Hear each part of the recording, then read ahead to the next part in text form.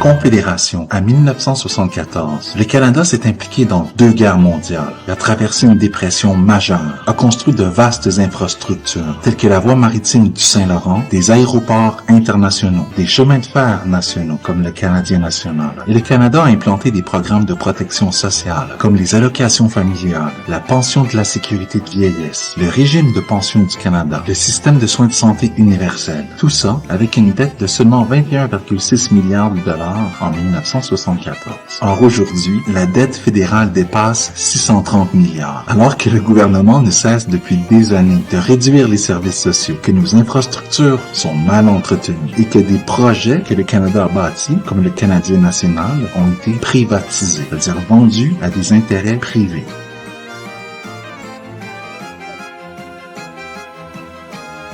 Et pendant ce temps, les 6 grandes banques à charte canadiennes continuent de récolter des profits faramineux, près de 35 milliards de dollars en profit pour l'année 2015.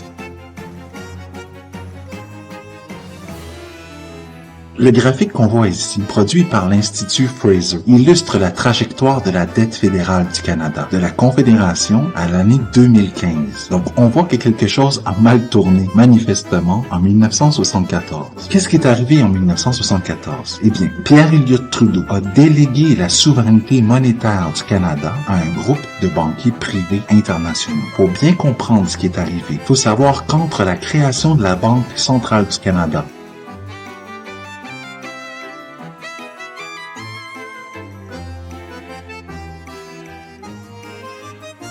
et l'année 1974, le gouvernement canadien empruntait à sa propre banque centrale, une banque publique, contrairement par exemple à la Federal Reserve aux États-Unis, qui est privée depuis sa fondation. La dette était virtuellement sans intérêt, puisque le gouvernement était propriétaire de la banque. Lorsque des intérêts étaient chargés, ils étaient retournés dans les caisses de l'État. Mais depuis 1974, le Canada emprunte auprès de banquiers privés. Cette année-là, le comité de Bâle a été créé par les gouverneurs des banques centrales du G10, incluant le gouverneur de la Banque du Canada de l'époque, Gérald Bouet. Donc Pierre Elliott Trudeau et son ministre des Finances de l'époque, John Turner, ont dit « OK, on va arrêter d'emprunter sans intérêt à la Banque du Canada, puis on va commencer à emprunter à un groupe de banquiers étrangers, soit au comité de Bâle sur le contrôle bancaire, qui est hébergé par la Banque des règlements internationaux, une espèce, si vous voulez, de banque centrale des banques centrales, mais une banque privée. » They've agreed as of 1974 to be bound by the orders and dictates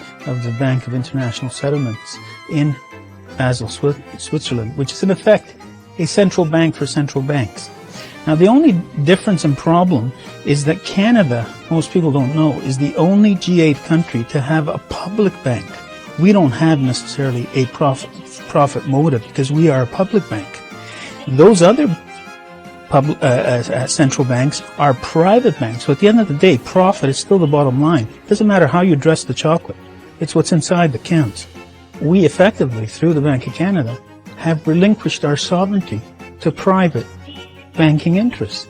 We are saying to private individuals abroad, you can control our public bank and we'll follow your dictates. La différence entre une banque privée et une banque publique comme celle du Canada, c'est que la banque centrale retourne les intérêts qu'elle charge au gouvernement et donc ça revient au peuple. En revanche, une banque privée siphonne l'intérêt dans son propre compte de capital privé et la banque privée réinvestit ce profit en chargeant de nouveau des intérêts, siphonnant ainsi progressivement l'argent de l'économie canadienne et dépossédant le peuple et le gouvernement. Regardez simplement les intérêts qu'on paye sur la dette. Ce sont ces intérêts payés sur la dette qui font que la dette s'accroît de manière exponentielle depuis 1974. Aujourd'hui, la dette a dépassé 630 milliards. Mais sur la période entre, si vous voulez, le début du Canada avec la Confédération en 1867 et la trahison de Trudeau en 1974, on constate que la dette accumulée est représentée par une ligne plate. Elle commence à exploser à partir de 1974 à cause des intérêts que l'on paye sur la dette à des groupes privés. Selon l'Institut Fraser, les gouvernements canadiens ont déboursé environ 61 61,7 milliards de dollars en paiement d'intérêts seulement pour l'année 2013-2014. 61,7 milliards pour une seule année. Ce montant dépasse les dépenses dans le système d'éducation primaire et secondaire dans tout le pays pour l'année 2011-2012. Avant 1974, la dette fédérale était faible et n'augmentait presque pas. Le Canada a donc pu financer avec succès des grands projets publics simplement sur le crédit de la nation, y compris la production d'avions pendant et après la Seconde Guerre mondiale, des avantages sociaux pour les vétérans, des allocations familiales, des pensions de vieillesse, la route transcanadienne, le projet de la voie maritime du Saint-Laurent et le système de soins de santé universel. Malgré tous ces grands projets, toutes ces dépenses, la dette demeurait faible. Et la dette a grimpé à partir de 1974. Maintenant la question, pourquoi le Canada paie-t-il des banques privées pour générer un crédit que la Banque du Canada, notre propre banque centrale, pourrait lui octroyer au gouvernement sans intérêt? Et pourquoi nos politiciens n'abordaient-ils jamais cette problématique? Au moins, il y a une bonne nouvelle à l'horizon. En 2011, une poursuite a été déposée devant la Cour fédérale du Canada par 2 Canadiens et le groupe Comer, soit le Comité pour une réforme économique et monétaire, afin de rétablir l'usage de la Banque du Canada selon ses règles initiales, selon ses règles constitutives, notamment en faisant des prêts sans intérêt aux municipalités, aux provinces et au gouvernement fédéral pour financer des dépenses en éducation, en santé et autres services sociaux, et aussi pour les infrastructures comme les ponts, les tunnels, les autoroutes. Les demandeurs, représentés par l'avocat constitutionnaliste Rocco Galati, affirment que depuis 1974, la Banque du Canada et la politique monétaire et financière du Canada sont assujettis aux diktats